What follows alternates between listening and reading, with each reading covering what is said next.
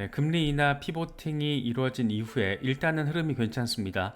과연 이 같은 반등 모멘텀이 지속적으로 나아갈 수 있을 것인가?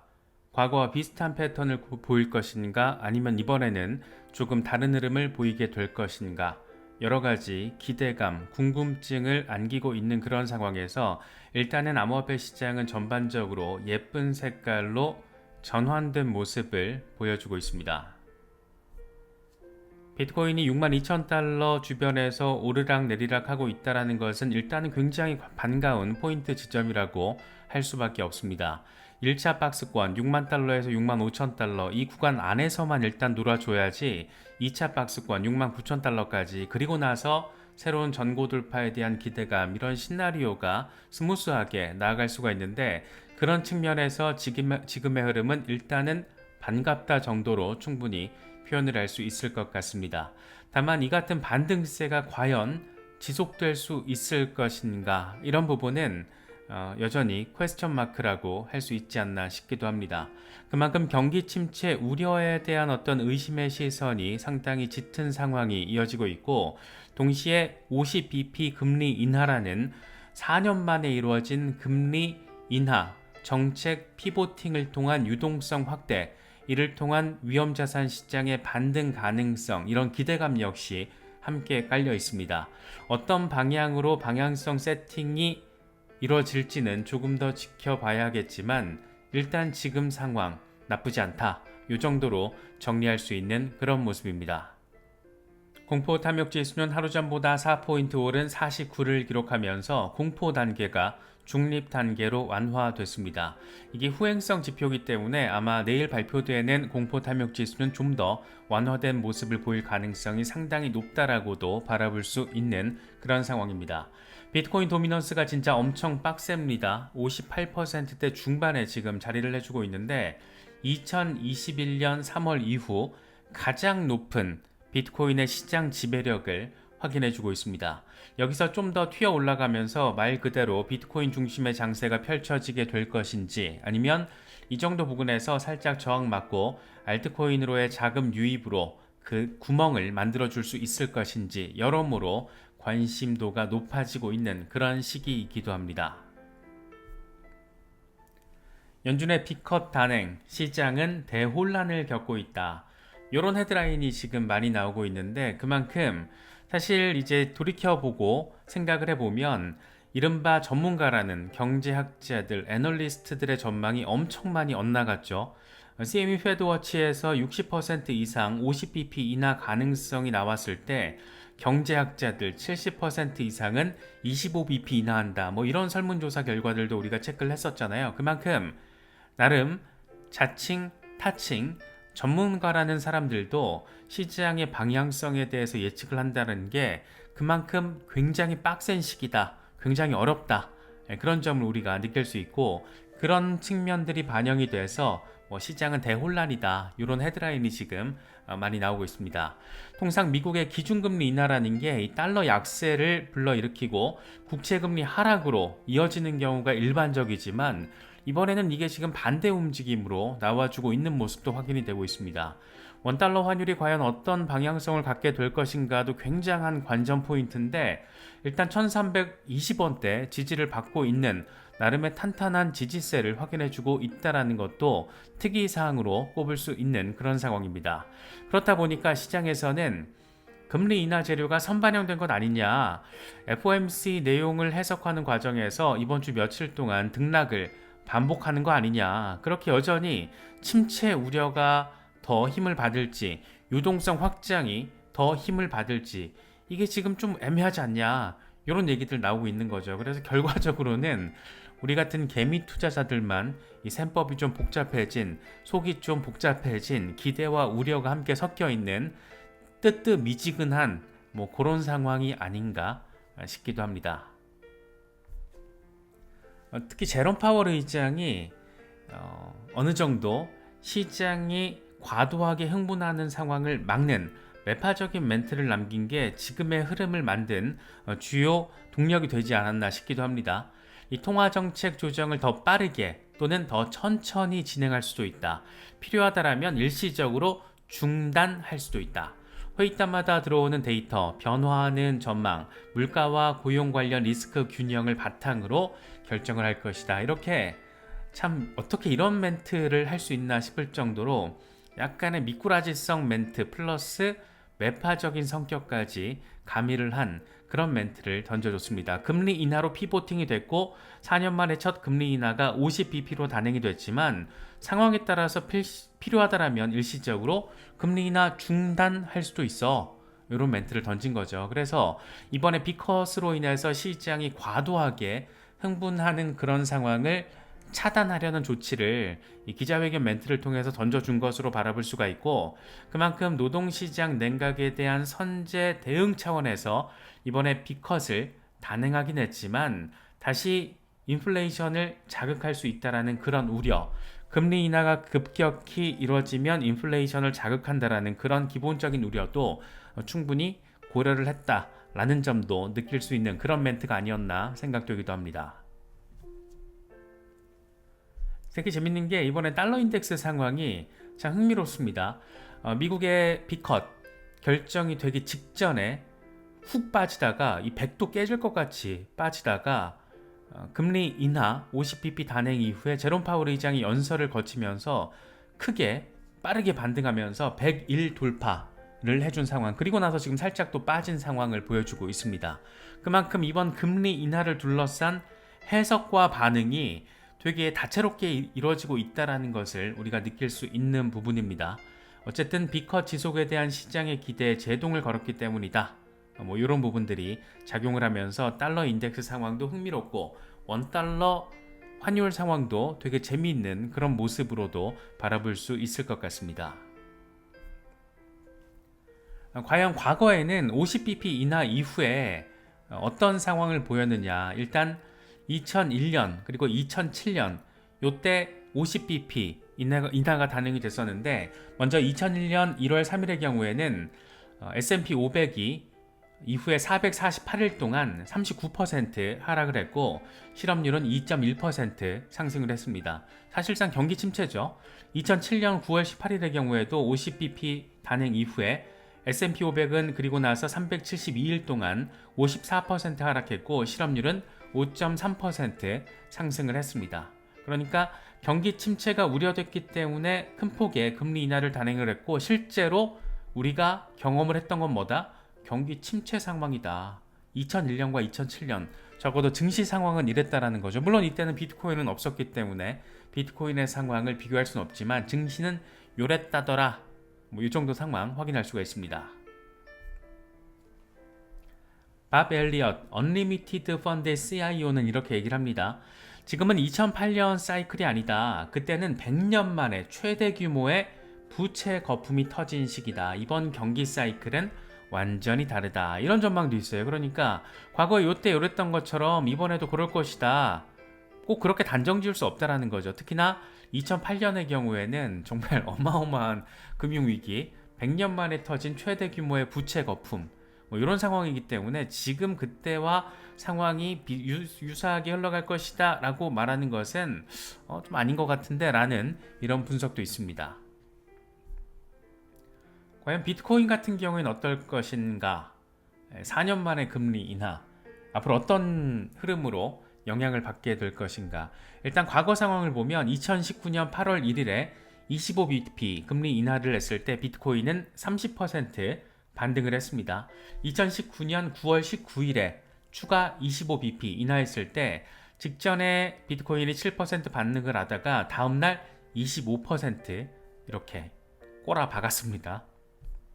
2019년 10월 31일 요때죠. 요때의 경우에는 역시 25bp 금리 인하가 단행이 됐는데 인하 직전까지 30% 수준으로 반등을 했다가 그리고 나서 다음날 35%가 빠졌습니다. 2020년 3월 3일의 경우에는 100bp 인하, 요 직전까지 4% 상승, 그리고 나서 45% 폭락. 와, 이날 기억하시는 분들 많으실 거예요. 그리고 나서 3월 16일에 같은 달 3월 16일에 50bp 인하를 했고 직전에 15% 정도 반등 나와줬다가 다음날 25% 하락. 이 엄청난 이 떨어지는 칼날, 요때 이제 증시 폭락의 날 비트코인 폭락의 날로 기억을 우리가 지금 하고 있죠. 2024년 9월 18일 50bp가 단행이 됐는데 과연 이번에는 어떤 일이 펼쳐질 것인가? 일단 금리 인하 전까지는 15% 정도 반등을 확인해 줬습니다. 그리고 나서 지금 현재 상황에서도 추가적인 반등이 나와주고 있는데 앞으로 며칠 동안 어떤 일이 벌어질지, 과거의 패턴 이렇게 직후에 급락하는 이런 패턴이 반복이 될지, 아니면 이번에는 조금 다르게 4분기를 예쁘게 맞이하거나 아니면 반감기 이후 포물선형 랠리의 시작점을 마련하거나 어떤 상황이 펼쳐질지 예단하기는 어렵지만 상당히 흥미진진한 상황으로 진입하고 있는 것만은 분명하게 느껴지는 것이 꼭 기분 탓만은 아닌 것 같습니다. 또 하나가 지금 남아있는 게 9월 20일에 일본 중앙은행의 금리 결정이 지금 대기를 하고 있습니다. 3월과 7월에 금리 인하를 했기 때문에 일단 이번에는 지금 수준 0.25%로 유지, 동결을 할 것으로 전망이 되고 있고, 이런 전망이 지금 우세한 상황입니다. 외환시장 관계자 175명을 설문조사를 했더니 금리 동결 가능성 96%가 전망을 했고 0.25%포인트 인상이 4%만 차지를 했다라고 합니다. 연말까지 지금 금리가 유지될 가능성 56%. 참 일본의 금리 이슈가 상당한 글로벌 경제에 있어서 복병으로 지금 고개를 든 그런 상황. 일단 우리가 8월 5일에 한번 경험을 했잖아요. 그래서 엔케리 트레이드라는 어마어마한 폭탄이 또 잘못 떨어졌다가는 세계 경제가 휘청하더라. 그래서 금리 동결을 하더라도 중요한 것은 회의 이후에 어떤 메시지가 나올 것인가, 메시지 내용에 따라서 시장의 변동성이 등장할 가능성이 있습니다. 이 시장의 예상보다 이르거나 또 큰 폭의 금리 인상과 관련된 메시지가 나올 경우에는 엔캐리 트레이드에 대한 청산, 요게 또 대거 나올 수가 있고, 이로 인해서 시장의 불안정성이 가중될 그럴 가능성도 충분히 생각을 해볼 수 있기 때문에 9월 20일 요날 금리 이슈, 일본의 금리 이슈와 이 메시지 내용, 이런 것들이 시장이 한 번 더 자극 재료로서 역할을 할 수 있다는 것도 챙기시면 좋을 것 같습니다. 분석가들은 전반적으로 긍정적인 비트코인의 반등 가능성에 초점을 맞추고 있는 모습입니다. 먼저 캡틴 파이빅 비트코인 일간 차트를 통해서 황소 세력이 다시 한번 6만 달러의 저항선 성공적으로 돌파를 해버렸다. 이제는 6만 8천 달러 저항 영역을 리테스트할 것으로 예상이 된다. 그러니까 6만 달러 박스권 위로 올라섰기 때문에 1차 박스권 잘 해소하고 2차 박스권 돌파에 대한 테스트가 예쁘게 진행이 될 것이다 라는 얘기를 하고 있습니다. 3데이 차트인데 이 3월 고점 찍고 나서 참 어마어마한 이 박스권 횡보, 정말 너무 지루하죠. 너무 지루하게 느껴졌던 이 상황. 그런데 이제 6만 5천 달러만 잘 넘어서면 2차 박스권 위에서 해소하면서 8만 달러를 향한 랠리를 펼쳐줄 수 있지 않을까, 그런 기대감을 안기고 있는 상황이기도 합니다. 분석가 젤레의 경우에는 비트코인이 한 달 반 동안 이 추세선 아래에서 보낸 뒤에 지금 돌파에 성공을 했다. 58,500달러 위에서 유지를 하는 한 65,000달러 부근의 고점도 가능할 것으로 예상된다. 비슷한 얘기 지금 하고 있습니다. 결국에는 박스권 안에서 매물대 해소 잘 하고 나서 새로운 고점을 향해서 나아가는 그런 상황, 그런 기대감을 조금 다른 차트를 통해서 비슷한 얘기를 하고 있다라고 바라볼 수가 있습니다. 이런 분석가들 모두 하나같이 하는 얘기는 9월 말부터 흥미로운 상황이 펼쳐질 것이고 4분기는 아주 재미있을 것이다. 캡틴 파이빅도 그렇고 젤레 같은 경우에도 그렇고 10월에 새로운 고점 나올 수 있어. 이런 얘기들 하고 있는 그런 인물들이죠. 알트 시즌 아직 멀었습니다. 지금 오늘자 알트 시즌 인덱스를 보면 33, 많이 올라오긴 했는데 이게 10까지 떨어졌다가 많이 올라오긴 했지만 공식적인 알트코인 시즌으로 진입하는 인덱스 기준점이 75라는 것을 생각을 하면 지금 알트 일부 펌핑 나오고 있는 것들도 있지만 아직 갈 길 멀었다. 한번 가면 정말 재미있을 수 있다. 요때 이런 생각 할 수 있는 거죠.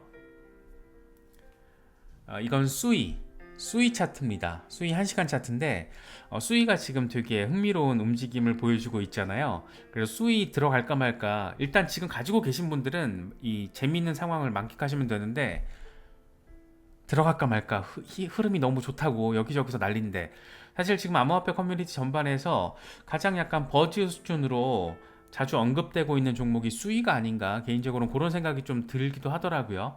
그래서 들어갈까 말까 고민하고 계신 분들에게 알트코인 셰르파가 딱 의미 있는 얘기를 합니다. 극도로 강세인 환경에서도 매수하기 전에 하락 또는 통합을 기다려야 한다. 이 다시 상승하기 전에 잠시 멈추는 그때 이런 종목들은 움직임을 체크할 필요가 있다. 이렇게 얘기를 하고 있습니다. 지금 수위가 엄청 강세 상황을 보여주고 있는데 지금 매수하지 말고 잠시 멈추는 때가 분명히 올 거야. 그러니까 그때 하락 또는 통합 그때 매수하는 게 맞지. 이건 꼭 수위뿐만이 아니고 급등세, 강세가 나오고 있고 강세 전망이 본물을 이루는 그런 프로젝트들이 계속 있잖아요. 그럴 때는 이렇게 올라타는 것보다는 하락 또는 통합이 나올 때 그때 잠깐 멈춰갈 때 쉬어갈 때 숨고르기 할 때 그때 들어가야 해. 뭐 이런 얘기 하고 있습니다. 개인적으로 굉장히 동의하는 멘트고 혹시라도 지금 올라타 볼까 이런 생각을 하고 계신 분들은 조금 더 흐름을 지켜보는 게 안전하지 않을까. 이미 며칠 동안 상당히 빡세게 반등을 해준 종목이기 때문에 K33 리서치는 수위에 대해서 굉장히 긍정적인 전망을 제시했습니다. 솔라나는 이더리움 다음 가는 레이어 1 네트워크로 각광받고 있지만 이 수위가 최근 잠재적인 경쟁 상대로 떠오르고 있다. 8월 이후에 솔 이더 차트는 6% 상승하는 데 그쳤지만 수위 솔은 같은 기간 115% 상승했다. 이더리움 대비 솔라나가 힘이 더 좋긴 했지만 솔라나 대비 수위는 훨씬 더 퍼포먼스가 좋았다라는 얘기를 하고 있는 거죠. 그러면서 수위는 이론적으로 초당 최대 29만 7천 건의 트랜잭션 처리가 가능하고 이건 솔라나의 6만 5천 건보다 앞서는 기술적 기반이다. 이 최근 휴대용 게임 디바이스 수이플레이 OX1을 출시하는 등 솔라나와 유사한 행보도 확인되고 있다. 수위는 레이어 1 경쟁에서 솔라나를 제칠 수 있지만 현물 ETF가 통과된 이더리움을 위협할 가능성은 낮을 것으로 예상한다. 상당히 조금 과하다 싶을 정도로 수위를 띄우는 그런 멘트를 날려주고 있습니다. 약간 걸러서 들을 부분도 있는 것 같은데 이건 뭐 각자 리서치를 해보시면서 판단을 해보면 더 좋을 것 같습니다. 수위가 솔라나를 제친다라면 실제로 제친다라면 이건 엄청난 이슈 상황이 될 건데 과연 그게 그렇게 간단치는 않을 것 같긴 합니다. 어쨌든 이런 펀더멘털적인 강점이 있는데 차트적으로도 굉장히 의미 있는 흐름을 보여주고 있다. 이 정도는 지금 현재 팩트라고 할 수 있겠죠. 얘네들 왜 그런지 모르겠는데 항상 수위가 움직이고 나면 세이가 따라가거나 세이가 움직이고 나면 수위가 따라가거나 뭐 이름도 비슷한데 아무튼 전혀 다른 프로젝트지만 세이도 반등세가 나와주고 있습니다. 그래서 지금 일간 차트를 통해서 상단 저항을 뚫었기 때문에 이대로 지지를 받아주고 반등할지 여부가 관전 포인트. 지지 못 받고 만약에 비트코인이 금리 이슈의 어떤 다른 영향으로 인해서 빠질 때 이 저항선 밑으로 다시 빠진다라면 다시 한번 또 통합 조정의 과정이 나오겠죠. 그래서 어떻게 될지 모르겠는데 일단 지금 상황에서는 상단 저항 예쁘게 뚫어주고 있다. 뭐 그렇게 체크를 할 수 있는 상황입니다. 지금 뭐 수이세이 얘기 많이 나오고 있는데 못지않게 지금 커뮤니티에서 거론되고 있는 종목 하나를 또 꼽자라면 저는 개인적으로는 팬텀에 대한 이야기가 굉장히 조금 이렇게 많이 나오고 있는 모습인 것 같습니다. 이건 3데이 차트인데 차트 지금 예쁘죠?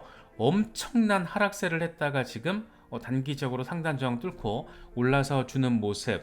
그래서 림보 같은 분석가는 팬텀이 지금 흐름 좋은 알트 중 하나다. 저항선을 뒤집으면 1달러를 향해서 나아갈 것이다. 이렇게 긍정적인 얘기를 하고 있습니다.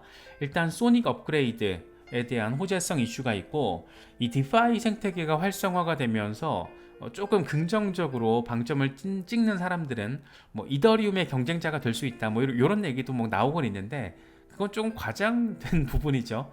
마치 수위가 솔라나를 이길 수 있다라고 얘기를 하는 것과 비슷한 톤이 아닐까 싶은데 어쨌든 팬텀이 단기적인 흐름이 좋고 여러 가지 이슈적인 호재성 재료들이 있기 때문에 차트의 흐름을 좀 면밀하게 체크를 해보시는 것도 괜찮은 대응이 될 수 있다. 이런 거 지금 이미 반등 나왔는데 지금 갑자기 막 또 막 무지성 매수하고 이러면 안 됩니다.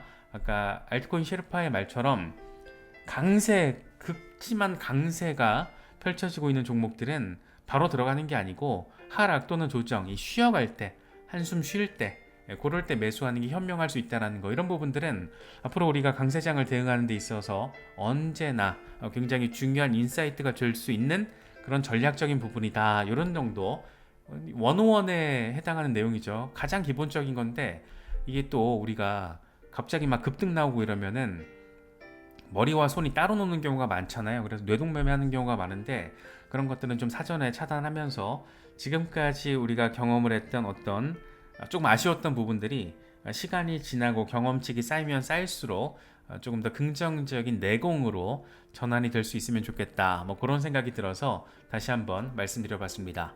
여러 가지 소식들 잘 참고하실 수 있으면 좋겠습니다.